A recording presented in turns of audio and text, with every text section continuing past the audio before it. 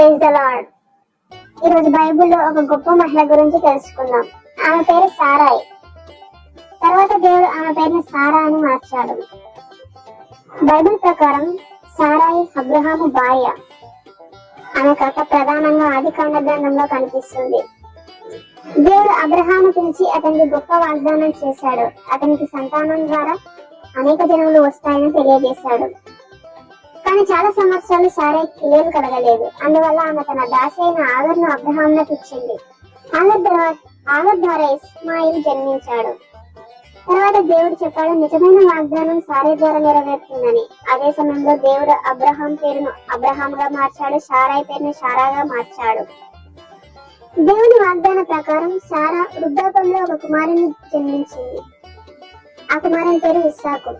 ఇస్సాకు అనే పేరుకు అర్థం నవ్వు. ఎందుకంటే మొదట సారా ఆ వాగ్దానం విన్నప్పుడు ఆశ్చర్యంతో నవ్వింది. సారా మొత్తం 127 సంవత్సరాలు జీవించి మరి హెబ్రోన్ లో మరణించింది.